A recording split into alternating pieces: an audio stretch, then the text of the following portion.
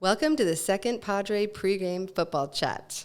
My name is Amy Strain, Sarah's Marketing and Communications Director, and I'm here with our beloved head coach, Patrick Walsh. Thank you. Thank you. This is our second podcast in our football's 75-year history. Last week, we brought you a little history about the head honcho behind the whistle right here, and a bit of pregame content with regard to our game against Pittsburgh High School that was scheduled for last Friday. Unfortunately, due to air quality, the Sarah versus Pittsburgh game was canceled mid-afternoon, just as our JV boys were hitting the East Bay, actually, on the bus. The anticipated game will sadly, at this point, not be rescheduled. Is that what I'm hearing? No, because our bye weeks don't match up. We were very hopeful that they had the same bye week, but ours is the 17th, 18th weekend, and theirs is the 24th, 25th, so it's not going to work. That's a bummer. So maybe next year it will be even more anticipated. That's right. So this week, the Sarah Padres are set to battle Pally at Palo Alto High School, right in the heart of the Silicon Valley. And we thought, kind of giving its location, might be a good time to discuss some of the tech strategies that you employ out on the field in practice and in games with the Sarah Padres. Cool. That's a good place to start. I like it. I thought so too. So you said it last week when you were talking to us about your days at De La Salle. You had said that football is a very different game today. And much of it is because of, obviously, the science behind the sport, right? And, of course, we talked about intensity and all these other things as well. But, sure. But when you were explaining it to me at one point, you brought up the use of Go Route. And Go Route, as you mentioned, was an on-field wearable technology that combines real-time playmaking with software with it's. But you said they wear something, right? They do. It looks like they wear iPhones on their belts, right? Save me there. So why don't you? It sounds sophisticated, even so sophisticated I can't even describe it. So why don't you? Yes, no problem. There's been a couple inventions in the last few years that have altered pretty much the course of humanity for coaches and how the game is taught. One of which is what you just mentioned is called Go Route, which isn't as popular and well known as the next one we'll probably talk about. But Go Route is simply a way to manage your scout teams more efficiently that would cut down on time and also make it better to simulate the opposing team's offense and defense. So, technology is great, and there's a lot of technologies out there that we use on a day-to-day basis. And then there's a lot of technologies out there we, being humans, don't know how to use. Right. Others do, others don't. So even though this technology exists, I'm very proud of the fact that we actually use it and use it well. And I think that's like the next step into any technology. Like, hey, we got this cool technology, but we never use it. Then what's the point? So we actually use it. We believe in this. It's called Go Route. Go Route is each and every day our offensive staff and our defensive staff draws the plays of the opposing team, which then gets uploaded into Huddle. It's a PDF, gets uploaded, it's drawn in Huddle, which we'll talk about, and then it gets uploaded into Go Route. And as the controller of it, I usually control it every single practice for the offense and defensive scout teams. I can literally stand on the side of the field, hit a button, and watch, 22 people move. That's amazing. It's amazing. And the kids look down at their belts, and they know exactly where to go. They're color-coded. So if the X receiver's on the left and he knows he should be on the right, he looks down and simply runs over to the other side of the field without any instruction. It's just a picture. And then the route will be associated with what that X receiver is supposed to run. Same thing with the blocking schemes, same thing with the quarterback, same thing with the running back. And it's just the old school way is draw it on cards, and then those cards disappear forever. Sure. But for us, it's just totally revolutionized how we prepare and how we practice. That's awesome. And so when you say you could press a button, is that on your phone? Mm-hmm. Okay. And then, so how long does it take to maybe upload some of the plays that you're discussing? It's a great question. The upload is fraction of time. Where the effort is actually drawing the cards in Huddle. And in doing so, you get to sit down and watch the opponent. What are they doing? And you draw it. It's easier to draw it by hand, a lot quicker to draw it by hand. Mm-hmm. But because we're associating, multiple technologies, then we draw it on a computer, within the Huddle software, and then we upload it to Go Route. So that is the upload. Doesn't take a long time, Amy. The drawing and taking the time to actually think about what you want to see first of all, sure. Which is where Coach Monsef does it on the off as a defensive coordinator. He'll script out plays that he wants to show the defense, and most of the time puts the defense in the worst possible position. And then we give the secrets to the test for the scout team. Right. And then we want them to succeed.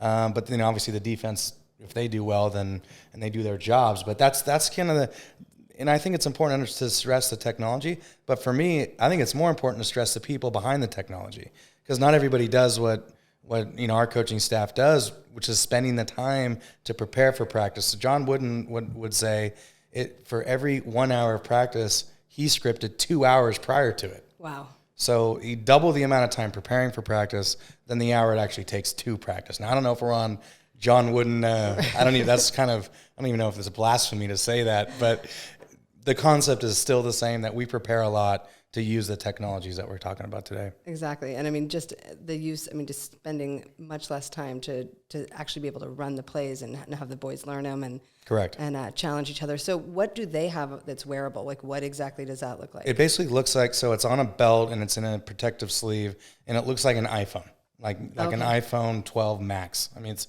about the same size. It's not an iPhone, but it's simply a device that, they flip up, they look at it and they go, oh, I'm blocking down on the nose guard. Done. And Jeff Thomas, my brother, Eagle Walsh, Coach McGee, these guys are always drawn, during the day, they'll find the 30 minutes to draw what Coach Monsef wants. So we team up on it. And I know Coach Bell draws the defense, the opposing Palo Alto's defense. So it's just a little thing. They look down, they look at it. I hit the button from my phone, which I've downloaded the app. I select the script of that day, the period of that day, which let's call it inside run, and then I'll press a button and everyone knows what to do. It's kind of like magic. That's awesome. And you can do it from anywhere, right? You don't have to necessarily be on the sidelines. You could be... I could be anywhere, but it's certainly helpful if I'm there watching. Well, yeah, exactly. It can be superb. But it's kind of cool that you could be somewhere else. Cool story for you that was kind of fun for us, but a college coach, this is when we first got it, I was all excited. And this college coach shows up, I go, Coach, have you ever heard of Go Route? He goes, no, what's Go Route? I go, watch this. And I'm standing in the corner with it, one of these colleges that come through all the time to scout the Padres. Yeah. And I don't remember exactly who it was, but I go, watch this. I'm not going to say a word, and I'm going to move these 11 guys on offense. I hit a button, all 11 guys move. He goes, that's unbelievable. And then they went on and bought Go Route. Oh, cool. Yeah, so, it is for graduate assistants in college who spend their lives drawing cards. Sure. They should be going to their head coaches right now, like, we need Go Route immediately. It's pretty it's revolutionary. I couldn't even talk about it a minute ago. Yeah. So, the fact that you're telling me what you can do. Right. Now, another question, just to close out on Go Route, are you able to then kind of audit what plays you like, or categorize or use them for the future? Like, how is the organization on that? Yeah, and that largely comes from just redrawing them in huddle. So if the team's in I right slot and we run, they run power against a 3-4 defense, that card always exists. Those plays exist. Those formations exist. So it cuts down on the time to draw the cards. Very and cool. that's something that's within huddle. Yeah. That's very cool. I was going to jump over to another piece of technology, but since we are kind of alluded to huddle, why don't we talk a little bit about that? I know that it's a very popular piece of technology that is used worldwide. How common is it for high schools? How does it help us? How long have we used it? Just the background would be great. Yeah, and I think huddle has existed for maybe 10 years now. Okay. I don't even know. I just remember the day it was like, there was all the film was stored locally. Then all of a sudden it went up in the cloud. And the company that had it stored locally, it was a software company that I actually worked for. It's called Digital Sports Video, literally disappeared overnight. Huddle came in, bought them, they're gone. If you want to watch film, this is how you do it. Wow. Which was an amazing way. They just took over the market. It was great. And then everyone's like, oh, what's going on? This is crazy. And everyone slowly began to realize, the coach is like, this is a life-changing thing, because you had to watch film at school. You had to always be at school. The meetings were at school. Then all of a sudden it was like, well, you don't have to lose your marriage coaching football. Right. That's great. Like, hey, I'm sorry, honey. I got to go watch film. Exactly. It's like, well, there's no excuse now, because you can watch film on your laptop, assuming there's an internet connection, anywhere in the world. So that just really, really just revolutionized everything. So exchanging film. I used to drive down 280. I'd meet Coach Janda like on some midpoint intersection on some street off 280, and we'd hand over films or DVDs, and we'd go back to school and download them. It's just a mess. Oh, yeah. Now we click a button, say, send game to Bellarmine. We send the game to Bellarmine. They accept it. We're done. That's awesome. It's just like revolutionary time-saving technology. Huddle, I think if you talk to 10 coaches and you said, hey, what technology maybe like changed your life? they would say huddle. That would be it. 100%. Now, the trick again, Amy, is how do you use huddle? Right. You can use it to just watch film, or you can use it to film practice from a drone, which is what we have. Correct. We have a drone that, our Meerkats, which is, we'll probably talk about someday later, which is, certainly, they have a big chat session for that because they are amazing. And I won't spoil anything moving forward. Correct. For those of you listening now, there are student managers who I'm literally 100% dependent on. We had one that couldn't make it yesterday for some reason. All hell broke loose. Practice was a mess. And I told the team, you see, these are how important these kids are. They are working hard. They're the best. No question. So anyway, we have one of them that flies a drone, and and then that comes down. We take the video chip, goes to Coach McGee. Coach McGee uploads the practice, and then we watch practice and grade it. We film it. We watch every single play. And what amazes me is I know a lot of people don't do it because of time, and it does take a lot of time. But watching practice and coaching it and grading off of it and using it to teach the mistakes that are making, filming from a drone, being uploaded to Huddle, that's our ethos. We do it every single night. And every single night, every coach for their position will actually take notes on it and then review it with the kids the next day. That's amazing. So, it's definitely for game, but I love Huddle just as much now for practice. Yeah, well, that's great. And also just thinking about how much homework you can assign your boys to watch, particular plays, at least from memorizing them at the beginning of the season. Totally. There's a lot of, not having to sit there with a chalkboard like the old days. Yeah, those days are over. Now everything's drawn in there. It's technological. And there's a big brother element where we can actually see how many minutes someone spent on Huddle. Oh, that's good. It's good and bad. Like, you spent 0 minutes on Huddle last night. We graded this film. So there is a way to check the checks and balances on if the kids are also following up. And I always say, here's what we're going to do. And it matters. We're going to do it no matter what. Right. But it's probably good if you actually review it. And I do know some coaches that will hide little notes in there every day. Like, that's a good idea. Hey, what color did I use last night?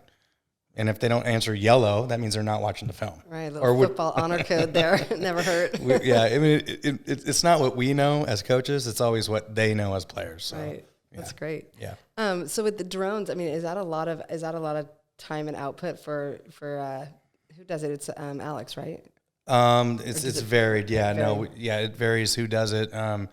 James has flown it. Our freshman. Cool. It basically just pops up. This is not like, drones as we know. Yeah, it's pretty military drones, but they fly up. They have cameras on them, and then it's really good. And it gets all 22 players in there, so it's we can see and coach off one angle. Right. And then Huddle also, it's interactive too, right? There's a lot of rankings and different, there's that side of it too, right? I wouldn't say entertainment, but maybe the, sports, history and sure. And the now, right? News, updates. Totally. And Huddle is used for collegiate recruiting. Like, I went to Arizona, a month ago or something like that. And I went to go say the football coaches.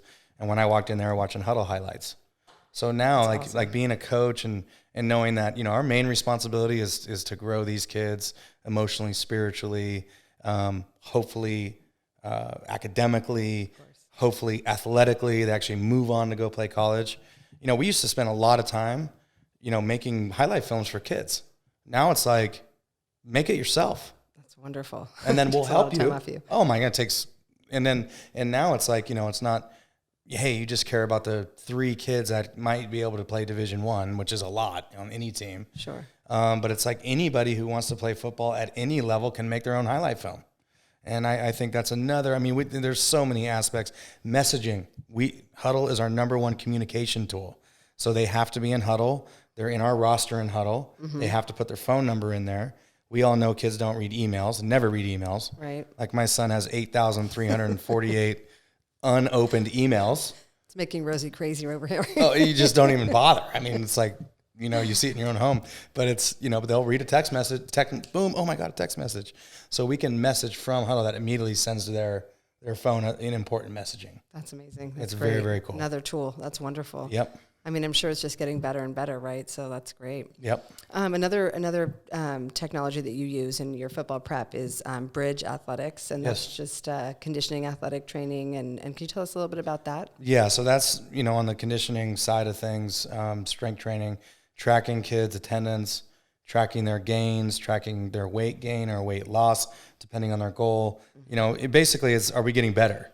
Right. And, you know, and that was given from Mike Blasquez was my strength coach at De La Salle for 1 year, sadly, but 1 year kind of in my senior year, which was a great year at De La Salle, which is when the 151 game winning streak started. And I'm allowed to brag about that. It's a team thing. I love it.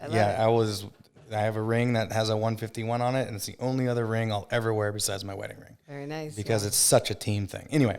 That's great. Mike Blasquez is the head strength and conditioning coach at Cal, and he uses Bridge exclusively, you know, for every single sport, including football. So we have that too, which is great. That's awesome, because I know conditioning is a huge part of the way you run your teams, and I've heard that in many news stories, many, you know, passing conversations, just that, you know, you keep them running, you keep them in excellent shape, and it's nice to know that you have tools that help you, not just a big, huge voice. Yeah, correct. Well, Vince Lombardi said fatigue makes cowards of us all, so technology's cool and video's cool and everything's cool, but, you know, if you're tired and out of shape and your body's quit on you, it doesn't really matter how you're feeling in the fourth quarter. You might not want to look at huddle after that. No, you're done. You're out. Exactly. Yeah. Awesome. Well, I really appreciate you letting us just kind of go into, you know, some of the science behind the things you do, because, I mean, collectively, I mean, I do look out on that practice field, and I know you have a tremendous team of coaches, but I see a tremendously large group of boys, and I don't know how they know what they're doing at all times. So it's very impressive. Right. Thank you. And more impressive to know that you have technology helping you, because otherwise I was thinking your brain was a little wired crazy. That's a lot to think about. Some would say that too, I guess. Maybe. That's okay, though. But it's got to be a little of both, right? Yes. As Amy Strain said. Right. That's right. Of course. We've been quoting people. Okay, so on to this week's game. Sarah plays Palo Alto High School this Friday, and it's a non-league game. And I only bring that up because people might wonder, why do you play non-league games? And I thought you might want to just mention, I mean, the common people know exactly why, but I thought your science behind it. Yes. Well, we have an 8-team league, so we play 7 games against our WCL opponents. The CIF sanctioned calendar and the CCS calendar allows for 10 games. So 10 minus 7 is 3, which, you know, we have 3 non-league games. Other people have, you know, 6-team leagues where they have 5 non-league games, you know, or 7, you know, team leagues where they have 4 non-league games. So, you know, you always want to get to 10. And I'm really hopeful that we do get to 10, you know, because Pittsburgh was canceled last week. Now we're struggling and scrambling to try to fill our bye week, which is the only other one that would fit in our calendar. That's the 17th, 18th weekend, which is an SAT Saturday. And there's a lot of things that go into that. But I'm hopeful that we do find a game, because if we don't, we'll have 9 games. Right. And, you know, these kids always, you know, we live in different times and with things that we're challenged with, you know, I would love to get those guys 10 games, 100%. So that's why we have non-league games. So this year, you know, we had Pittsburgh, we have Palo Alto, and then Half Moon Bay as our non-league games, which, man, probably 6 months ago, it wasn't like that. We had Indercom, we had Half Moon Bay, and Menlo Atherton, and, you know, things change all the time. So, you know, we do the best we can to schedule those games. It's nice knowing that we have 7 scheduled every year. Right.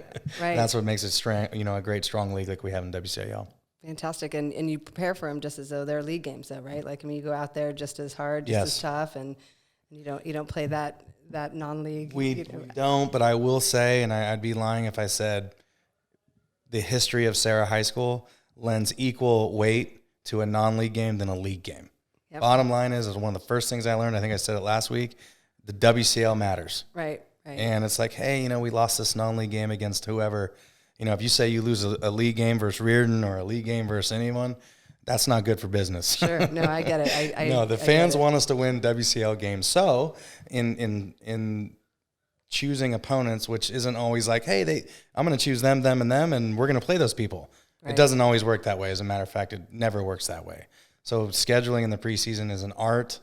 It's hard to find games. You know, I think there was a stretch of years where we didn't even play one team in the CCS in our preseason. Oh, wow. We played St. Mary's, De La Salle, Pittsburgh. Like, we never even played a CCS team in our schedule. Interesting. Yeah, so it can be challenging. Sounds like a science. I mean, it just when you think of all the variables, I can only imagine. Correct, yeah.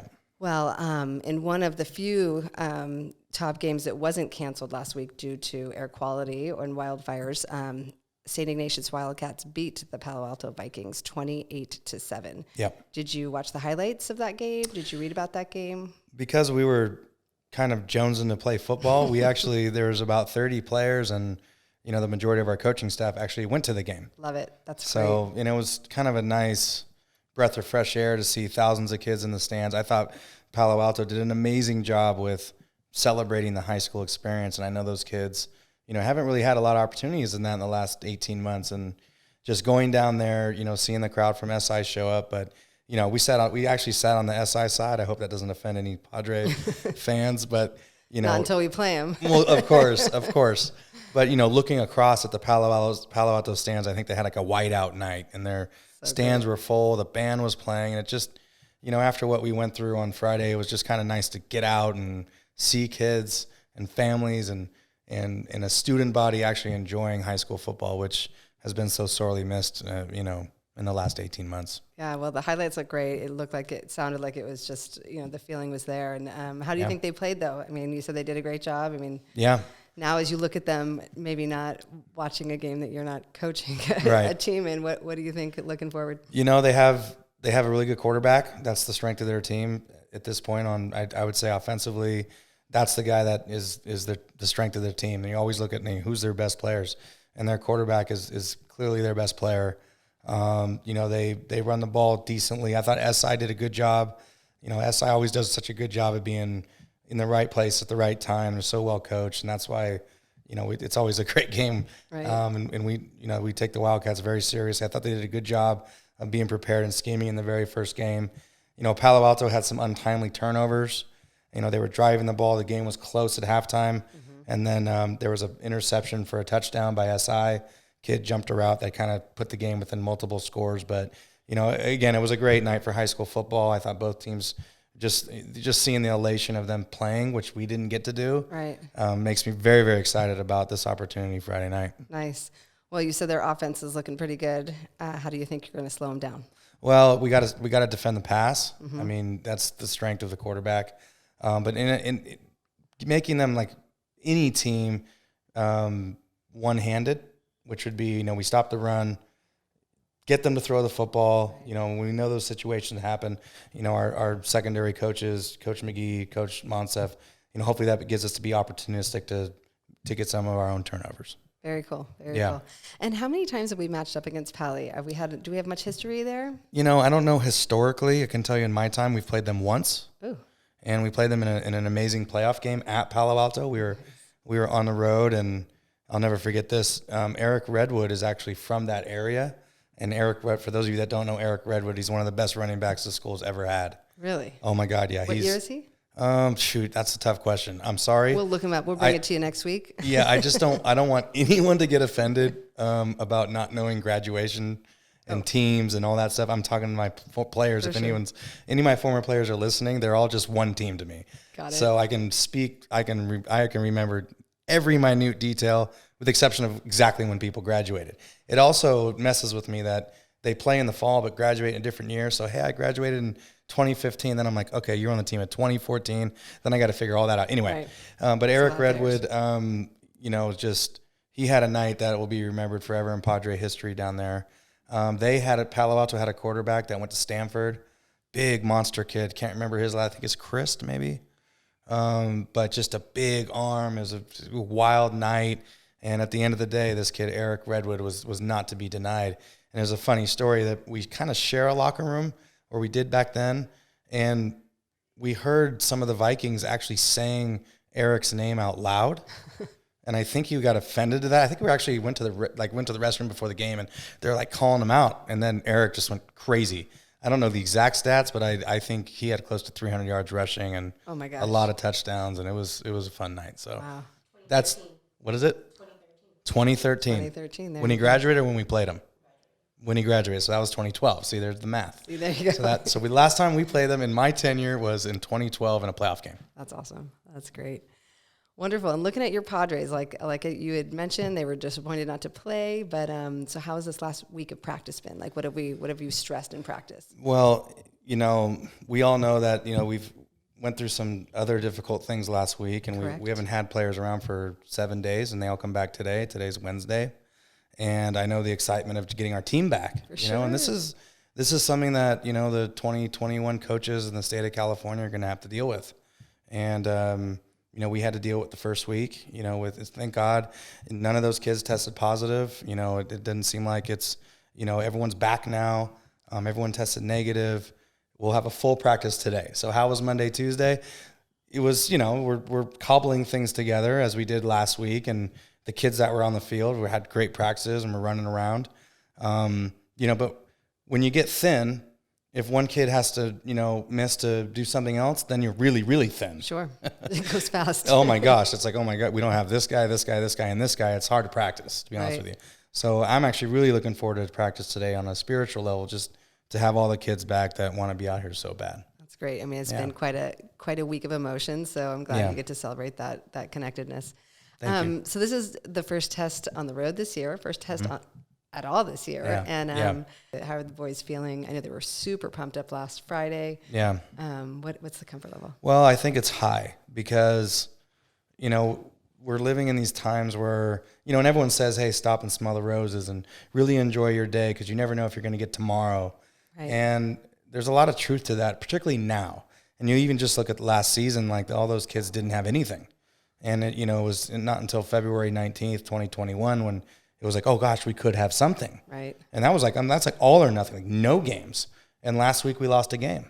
And, that wildfire still burned, and I pray for all those people up there. And I saw 22,000 more people were evacuated today. And, the smoke is simply, it's like, oh gosh, our game got canceled. But it's also a reminder there's a lot of people in pain. That is a really good point to bring up. Absolutely. We right? overlook that, but but we don't. Scary. Like, not here. It's like, guys, we got our game canceled, but, some people's, sadly, houses are being canceled and businesses. And, right. So we try to keep perspective on that. And I think this game this week just exemplifies the fact that we have to live each moment like it's our last. That's great. And I sent something out on Twitter today, just kind of like, what if you really, really knew that today was your last day or today was your last practice? How would you practice? How would you live if you knew? How would you love another human being if you really knew that today was your last day? I think you'd be different. Right. And we live in this world of uncertainty right now, where I think it's necessary, particularly for a young person, actually all people, to legitimately understand that life is a blessing, life is a gift, and we need to love each other as much as we can every single day. So that's our theme for the week. That's great. Basically, because we thankfully, not on, a real serious level, but, there was a lot of pain last week when we realized that, some Sarah Padres weren't going to be able to play. Mm-hmm. And we look at the injured kids. It all kind of comes together like, hey, if you're here and you're healthy and you're ready to go, then you need to thank your blessings, be grateful for the opportunity, and go out and be a kid on Friday night. Right. That's our mentality. I'm sure if you tell them to play it like it's their last game, we're going to see a lot of fast-moving plays. So that would be fantastic. It's a great theme. It's great. Yeah. So excitingly, on Friday night, you'll be debuting some pretty special new uniforms. They're very, very cool. I've gotten a chance to look at them. Can you kind of describe what they look like and the significance of some of the features on them? Absolutely. Well, first and foremost, we are going to don uniforms that celebrate the living Father Joe Bradley. Yay. This isn't a patch that you throw on after the fact. Father Joe knows what I'm talking about. So the patch is actually on the upper left by the heart, right? Correct, right by the heart, which is Father Joe's the heart of our team. Exactly. So it's an FJB, Father Joe Bradley. And the concept, this was a thought that, I had last year to celebrate Father Joe and our 20 years together. So it's FJB 20. Love it. But then that kind of didn't really happen. So I'm like, let's celebrate Father Joe in his entirety. So then, we just went Father FJB 20/21. So now we're celebrating 20 and 21 years together here. But he's been here long before I even got here. He's just such a meaningful human. Again, he's, he had the heart transplant, and we're headed on year 18 of the heart transplant, which is a miracle in itself. Absolutely. It just everything, having another person's heart in a human's body is a miracle. The fact that the life expectancy of a heart transplant is anywhere from 6 to 10 years, and now he's up into 18 years. And, I really believe he's an angel. And our community really believes that. And there's no better way to celebrate Father Joe than through something I think he loves. He would probably tell you more than anything, which is Padre football. He does. I don't know if that's, if I'm allowed to say that, but he loves the Padres. You're allowed to say that because he says it. And actually, that's also another guest we'd like to at some point have join you on one of our podcasts, because he is. Anybody who's heard him speak, it's just he brings words to life and really touches the hearts of everybody. Yeah. So I love that. Again, so the patch is over the hearts of all of our players because he is the heart of the team. What else do the jerseys so we've kind of adopted this Polynesian band theme here at Sarah, and I've always respected the Polynesian culture, just the celebration of family, the celebration of love, of being there for one another is kind of, I would say, is a trademark of the Polynesian community. And family comes first and foremost. And we have that a lot because a lot of our Polynesians miss a lot of stuff around here because of family reasons. Oh. It's just, hey, sorry, can't go. I got a family deal. Like, okay, I get it. Respect that. But wait, Padre Football's family too. Like, no, coach, I'm out. I got it. Anyway. Tell that to my mom and dad. yeah, tell that to my Polynesian family. But, and I enjoy surfing. Like, I enjoy going to the islands. I love Hawaii very, very much. And I love the concept of ohana, which is family. Right. Hale's home. So just we're going to, it's also, I think, our core, one of our main core values that I think Father Joe exemplifies more than anybody on the planet is humility. And there's a softness to humility that brings about strength. And in a brute sport like football, where it's like, and it's all about testosterone and dominating your opponent. Like, I don't necessarily think that that's what drives us. It doesn't drive humanity, like anger and hatred and all those things they should be put to the side, so that the band represents love, brotherhood, and humility, our core values. And it's okay, it's flowery but it looks cool, but it's also, it just says so much about who Father Joe is, who we are, I just think it's different, it's unique, and I think it's kind of cool. Very, very cool. And you're referring to the stripes on the sides of the, it's the Polynesian emblem kind of going down the side legs and also on the shoulders. On the shoulders, yeah. Very, very cool. They look very sharp. I got a sneak peek of them. And I do love that because I during freshman year football, our players do the haka dance on the field, and on Poly Day, it's a really big theme that I love that Sarah celebrates, because it does, really give just a broad view of our love and respect for all cultures and ethnicities, and just the welcome mat is there. Yep. So that's great. And wonderful.